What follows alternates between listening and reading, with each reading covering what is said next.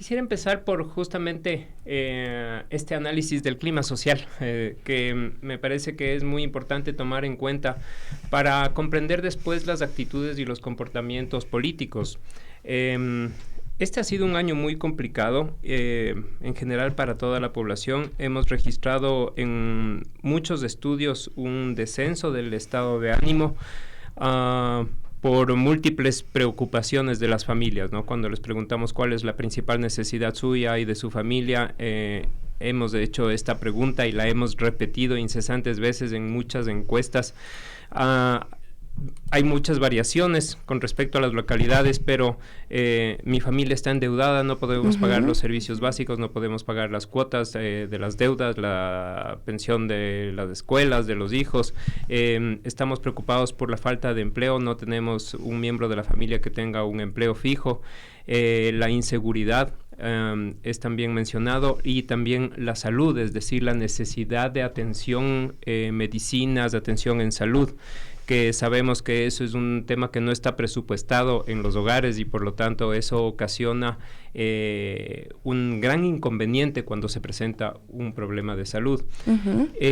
Eso desde el punto de vista de las necesidades de las personas y de sus familias. Ahora, pasando al tema de los problemas, lo que podemos encontrar también en estos múltiples estudios que hemos realizado es que tal vez la preocupación más importante en este momento es la inseguridad.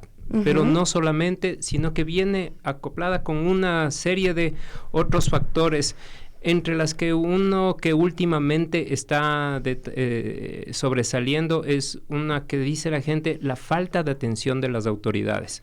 Y esta sensación de inseguridad, desamparo y desatención se combinan con este ánimo de múltiples necesidades para tener un estado de ánimo muy negativo en la sociedad ecuatoriana. Bueno, nosotros acá lo hemos reflejado en las llamadas de nuestros oyentes. Antes de la entrevista tenía algunas denuncias que se me quedaron y, por ejemplo, nos dicen no hay reactivos para exámenes de orina en el HCAM. Es una denuncia Mauricio Zúñiga, que es un paciente renal. Nos dice esto, por ejemplo. Hay otros vecinos que manifiestan que no tienen agua potable en algunos barrios, en Calacalí, por ejemplo. Se preocupan por el tema de las vías, porque no existen hospitales cerca para urgencias. Son un montón de demandas ciudadanas que se están expresando diariamente y que nosotras las recogemos acá, por ejemplo, en este espacio de las Guarmis, nada más, que es un espacio, digamos, pequeñito, pero en ese sentido, ¿qué pasa y cómo mejoramos ese estado de ánimo? Que de lo que usted ha identificado, ¿qué puede pasar para que esto cambie cuando estamos entrando además en un escenario de campaña política? Sí, y hay un paso más que hace falta agregar, que es que una población que se siente desatendida, desamparada, empieza a desconfiar de las autoridades y de las instituciones.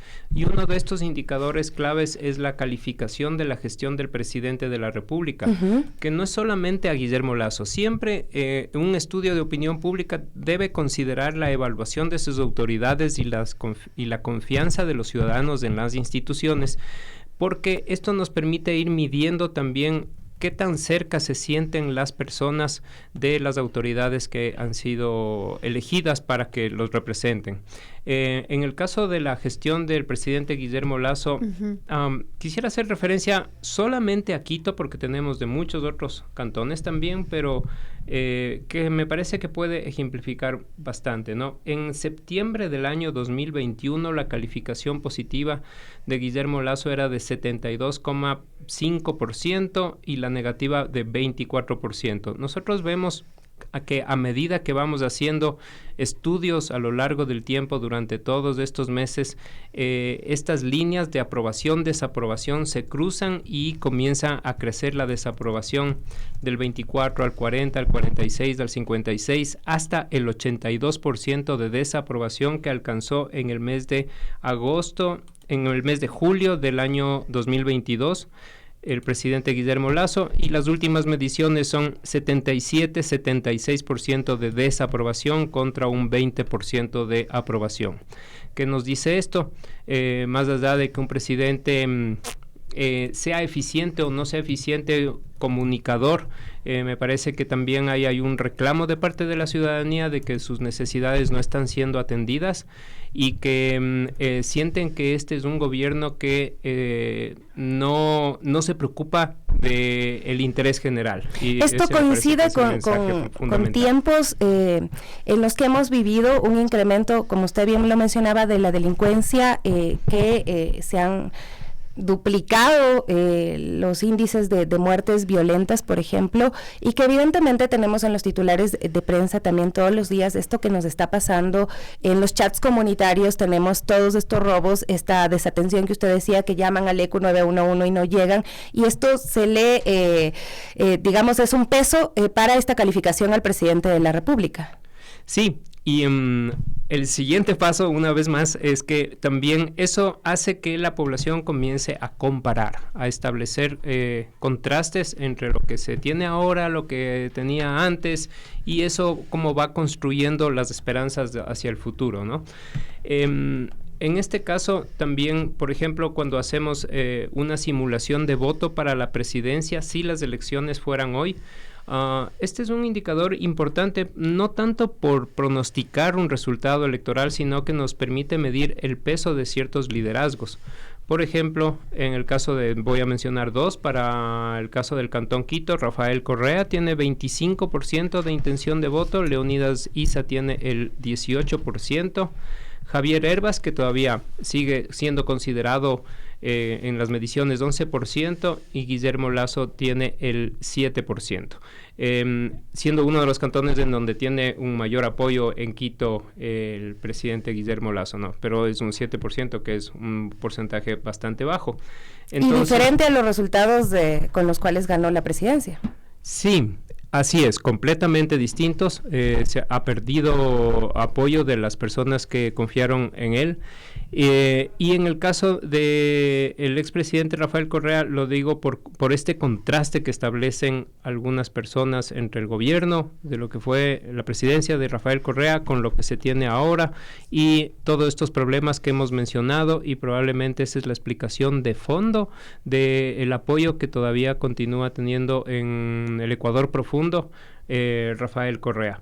Y es un fenómeno muy interesante, ¿no? En ese sentido. Esto no quiere decir, ahora sí ya caminando un poquito hacia el tema electoral, que las personas que quisieran que regrese Rafael Correa o que sea presidente Rafael Correa vayan a votar por las listas de la Revolución Ciudadana automáticamente o mecánicamente. Ahí viene todo un reto más bien de los candidatos de esa opción política, si es que son capaces de recuperar esa votación de apoyo que tiene esta figura. Santiago, antes como de ahondar ya todas las tendencias que hay, estamos a días de ya empezar incluso la campaña oficial de las elecciones locales. A mí sí me preocupa, escuchar que hay un ambiente bajo, porque claramente eso evidencia también el cuidado o no cuidado mental que hay en la ciudadanía. Cuando tenemos estos datos, por ejemplo, dentro de lo que tú has venido durante todos estos años investigando o viendo, estas condiciones tan precarias sociales y económicas que preocupan a los ecuatorianos, veo que finalmente siempre son índices más a la negatividad que esperanzas, ¿no? ¿Qué hacer con eso? O sea, cuando tienes datos así, que la ciudadanía lo escucha, pero ¿qué haces? Porque finalmente son estudios que uno entiende, bueno, dices, nos preocupan los ecuatorianos del desempleo, etcétera. Obviamente son las autoridades las que deberían tomar acciones, preocuparse, pero en números, ¿qué te alerta a ti cuando ves eso? ¿Hay algo que dices, bueno, este número no lo he visto antes, o este indicador no me ha salido durante estos años? ¿Y para qué podrían usar estos datos las personas que están en los puestos de toma de decisión? Sí, y también algunos indicios más cualitativos. Mientras me hacías la pregunta, estaba recordando un grupo focal que tuve la oportunidad de facilitar en el Cantón Montecristi. Asistió una persona que tenía una discapacidad y nos contó la historia de su vida de los últimos años. Él tenía antes, gracias a la ley que favorece la contratación de discapacidades, ese 4%. Tenía un empleo fijo y había tenido atención de salud gratuita, y lo perdió todo en la pandemia. Perdió el trabajo, perdió la atención médica, y el hombre, un hombre grande, adulto, se rompió en el grupo y Fue un momento absolutamente conmovedor lo que vimos, cómo algunas personas se sienten en esta situación de pérdida total, ¿no es cierto? Entonces, esto me lleva a mí a decir de que esto se podría parecer a una situación de postguerra, en donde ya han habido tantos daños, tantos pérdidas humanas, materiales y todo eso, que a una sociedad no le queda más que reconstruirse sobre la base de una reconciliación y de una reconstrucción profunda, que eso es lo que me parece que va a pasar en términos psicológicos, mentales. En también, el análisis, ¿no?, que usted hace, en las cifras que ha manejado a lo largo de todos estos años, ¿existe algún otro momento en la historia de nuestro país donde las cifras han estado tan bajas, estos estados de ánimo? Tal vez se puede comparar con el momento del feriado bancario a inicios del 2000.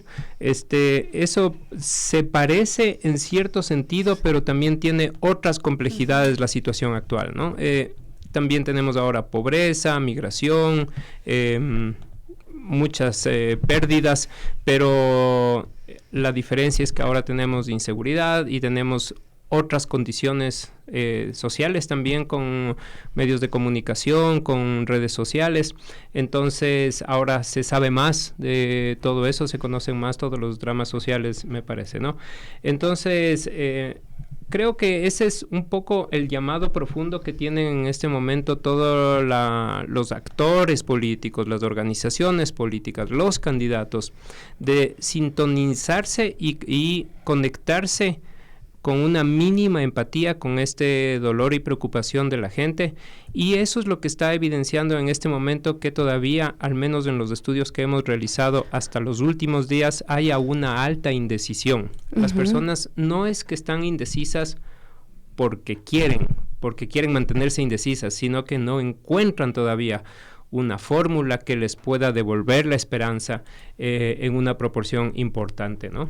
Bueno, ustedes empiezan a hacer ya estos sondeos precisamente para el arranque de la campaña electoral, y vemos esto que usted menciona, que hay un gran porcentaje de indecisos. ¿Cómo afecta esto para un pronóstico de cara a las elecciones, ¿no? Porque ¿hasta cuándo se puede hacer pronósticos electorales a propósito, ya cuando empieza la campaña? 10 días antes de las elecciones entra en vigor la veda, es decir, la prohibición de divulgación, de difusión de encuestas a través de los medios de comunicación. Esta es una responsabilidad de los medios de comunicación.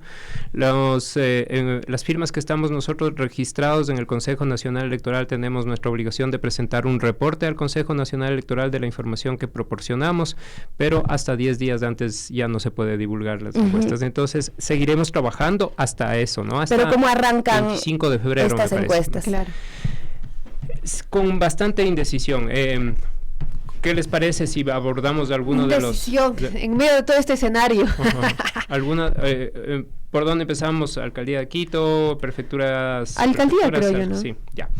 En el caso de Alcaldía de Quito, nosotros presentamos a las personas a quienes les visitamos en sus hogares, que son seleccionadas aleatoriamente, una papeleta de voto, y les decimos que si las elecciones fueran hoy, ¿por cuál votaría? Aunque después vaya a cambiar de opinión. Todavía no ha decidido 21%, que no le gusta ninguno de los candidatos que vio en la papeleta, 14%. Esos todavía puede ser que se decidan, ¿no es cierto? Tenemos un 35% casi de personas que no escogen a ninguno de los candidatos, lo cual te quiere decir que este es un escenario en el que no está dicho nada todavía, que no se puede anticipar ningún resultado de ninguna manera, y que hay una posición de inicio, de partida. Es como cuando se forman los competidores de una carrera en el primero, segundo, tercero, cuarto lugar, pero para arrancar la carrera, y ese es el punto en el que estamos, ¿no? Cómo se están formando al inicio de la carrera electoral. Pavel Muñoz, Jorge Yunda, Pedro Freile, Andrés Páez, Luz Helena Coloma, Luisa Maldonado son los candidatos que tuvieron los porcentajes un poquito más altos En el caso de Pavel Muñoz, 16%, Jorge Yunda, 14%. Ven que es una diferencia muy pequeña, entre 14 y 16%. Estamos dentro de la banda de error, además de que hay todavía un 35% por decidir, entonces puede cambiar mucho. Pedro Freile 8%, Andrés Páez 7%, Luz Helena Coloma 5%. ¿Esta de qué fecha es? Disculpa, esto es inicios de diciembre. Okay. Entonces todavía, como digo, era una fotografía de ese momento que te decía un poco las posiciones de partida, pero realmente ahora que empieza la campaña electoral, y eso es dentro de nuestra planificación de levantamiento de información, lo vamos a hacer en la primera semana de enero, ya con campaña lanzada, a ver cómo están. Ya, pero así inician, ¿y a qué se puede atribuir este arranque con estas cifras? ¿Al conocimiento que tenga la gente de los candidatos, a su trayectoria? ¿Cuáles son las motivaciones de la gente? Tal vez se puede analizar para que puedan empezar de esta forma los candidatos. Fortalezas y debilidades de cada uno. Pavel Muñoz es el candidato que representa la tendencia de la Revolución Ciudadana, que como vimos tiene un tamaño de 25% en el caso de Quito. Si tiene 16%, todavía tendría potencialmente un margen de crecimiento, a pesar de que todavía no es totalmente conocido, pero sí tiene una buena imagen. Esas son como sus fortalezas, sus debilidades. En el caso de Jorge Yunda, es el candidato más conocido de todos. Él ya fue alcalde, tuvo un desempeño, se maneja a través de las redes sociales con genialidad, creo yo. Es el candidato también al mismo tiempo con más fuerte resistencia. Su gestión fue evaluada negativamente por una mayoría de ciudadanos, y a pesar de que tiene un apoyo popular muy importante, también tiene una resistencia. Y diría yo, de los otros tres, Pedro Freile, Andrés Páez y Luz Helena Coloma, los tres están compitiendo dentro de un mismo segmento del electorado, más diría yo. Y me parece que el que pueda despuntar de entre los tres tiene una posibilidad de crecimiento. Pedro Freile es un candidato que ya es conocido, fue candidato presidencial, y tiene bastante buena imagen. O sea, cuando medimos favorable, desfavorable, muy pocas personas tienen una opinión desfavorable y bastantes de los que le conocen tienen una opinión favorable, que habla de un potencial de crecimiento, lo que no ocurre. Pero con ¿cómo le evalúan perdón, ahí yo tengo una inquietud, ¿cómo le evalúan a Pedro Freile, digamos, más allá de que ha sido candidato? Porque su desempeño en la vida política no tiene trayectoria que al menos que yo la conozca, ¿no? Ha sido empresario. O sea, ¿cómo evalúas tú a un Pedro Freile que en realidad no conoces más allá de la campaña? Puede ser ahí también, creo, lo sumo a lo que dice Sofi, un tema de las redes sociales, porque es difícil, entiendo yo, ahora tal vez ustedes nos explicarás la metodología, cuál es también la edad o el rango de las personas que están tomadas en cuenta en esto, porque prácticamente Pedro Freile lo que más hace es subir TikToks, lo que he visto yo, ¿no? O sea, me están corrigiendo, me dicen que sí fue funcionario público, que Pedro Freile trabajó con Andrés Páez y también en algún tiempo con Paroja, me dicen, ¿no? Bueno, la verdad es que yo no conozco su trayectoria política. Sí, pero yo digo, existe estos a favor y en contra de cada uno, ¿no? Y estamos mencionando los más importantes porque son los que podría ser que en esta carrera, como estamos haciendo esta similitud, ¿no es cierto?, sean los competidores que se separen del pelotón. Pavel Muñoz, por la fuerza de la Revolución Ciudadana, su gran reto es darse a conocer mejor y hacer una campaña más empática probablemente. Jorge Yunda, convencer a los electores que podría ser un buen alcalde, y Pedro Freile tendría una posibilidad, debido a esta buena imagen que ha logrado, una posibilidad de crecimiento, quiero decir, no necesariamente de triunfo, ¿no? Sí es conocido Pedro Freile, eso es lo que hemos encontrado nosotros en investigaciones cuantitativas y cualitativas. Se dejó una buena impresión en la campaña presidencial, y creo que ese es uno de sus puntos de apoyo iniciales. Algo así como lo que pasó con Rodas. Sí, pero que todavía falta, porque falta, y creo que ese es el reto para todos, que nos digan a las quiteños y quiteños qué es lo que van a hacer y de qué manera me puedo yo comprometer con un proyecto, con una idea, con un modelo de Quito, que es lo que deberían estar ofreciendo. ¿Y cuál es la expectativa de los ciudadanos? ¿Cuál es el perfil del alcalde que quiere la gente en Quito?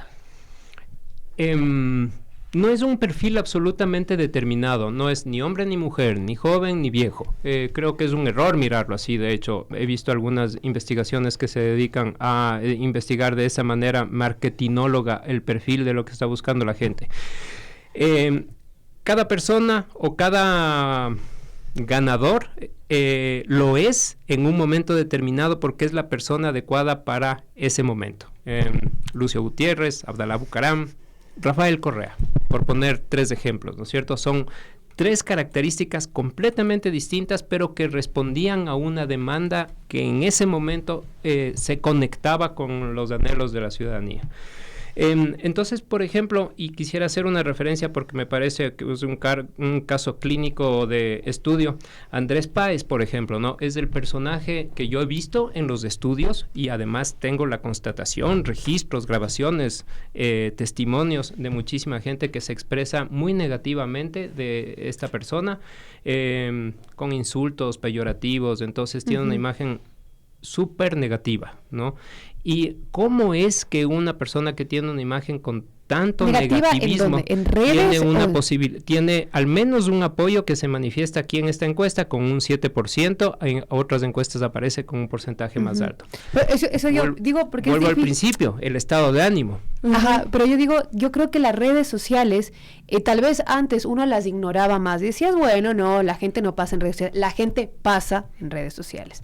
Y digo, la percepción que uno puede, y también cambia mucho eso los escenarios, por eso me pregunto también cómo se hace el levantamiento, porque la gente en redes sociales, uno puede tener una percepción, claro, porque mi comunidad responde a un interés, y tal vez digo, bueno, este candidato no me identifica, no vi campaña, pero claro, el algoritmo de las redes sociales es diferente y posiblemente tengo una campaña que la esté rompiendo. Digo, sí. Es muy difícil como poder percibir también esto de las redes, ¿o no? Hay una gran discusión a propósito de las encuestas que se hacen en hogar como las nuestras. Nosotros visitamos a las personas directamente en su hogar y son seleccionadas aleatoriamente dentro de una distribución que se basa en el padrón electoral y en la distribución de la población establecida en el censo de población. Y hay las encuestas digitales que uno puede entrar a la encuesta y ahí cliquear sus opiniones o lo que sea, ¿no? Son 2 metodologías completamente distintas porque la una es buscar a las personas de acuerdo con un patrón, de acuerdo con unas especificaciones técnicas y a veces las encuestas digitales, algunas, no todas, cometen el error, también las encuestas de hogar, cometen muchos errores metodológicos, básicos, mínimos que se establecen desde la rigurosidad metodológica de las ciencias sociales y eso explica muchas variaciones que tenemos en muchas encuestas que vemos, ¿no? Hay unas encuestas que presentan unos datos, hay otras que presentan otros datos. Nosotros tenemos ese reto importantísimo también como firma de investigación de tratar de no solamente nosotros hacer una investigación absolutamente seria, sino también tratar de incidir en el ambiente de la investigación social, promoviendo una adecuada metodología de la investigación. Pero me llama mucho la atención lo que usted mencionaba sobre el candidato Páez, por ejemplo, de que esta imagen negativa le sirva para estar posicionado entre uno de los posibles candidatos que pudiera disputar para y ganar la alcaldía de Quito. Hay un ánimo también, y que lo hemos visto en otros ámbitos, cuando hablamos, por ejemplo, de la violencia contra las mujeres, lo que pasó recientemente con el caso de María Belén Bernal. El odio se incrementa, pero de una manera, no sé, terrible, que uno ve comentarios que dice cómo la gente es capaz de motivarse con el odio. Sí, claro. Malas personas como Donald Trump o como Jair Bolsonaro han sido elegidos presidentes de sus países justamente por representar esa negatividad de una parte de la población que se siente abandonada, desprotegida y que está buscando de alguna manera hasta vengarse, ¿no? Se dice que en las elecciones hay al menos 4 sentimientos que son la esperanza, el miedo, el odio y la alegría también de alguna manera. Uno de esos 4 elementos o las combinaciones de esos suelen ser los que ocasionan la decisión de voto de las personas, ¿no? ¿Cuál es más fuerte? Todo depende del perfil de la persona, todo depende también del ánimo, del contexto social y por eso es que en un Brasil apabullado, una figura como la de Jair Bolsonaro tuvo todo ese respaldo, ¿no es cierto? En general, y los que ecuatorianos hemos sido muy incluso, proclives ¿no? a votar, más movidos por la esperanza, pero a veces también por el miedo. De hecho, uno de los factores que movieron los estrategas marketinólogos políticos de Guillermo Lasso en la segunda vuelta del año 2021 fue el miedo a ser como Venezuela, el miedo a ser, y eso es lo que también están queriendo hacer ahora con esta consulta popular, instaurar un miedo a la narcopolítica y todo eso, para provocar una votación, lo cual es éticamente cuestionable.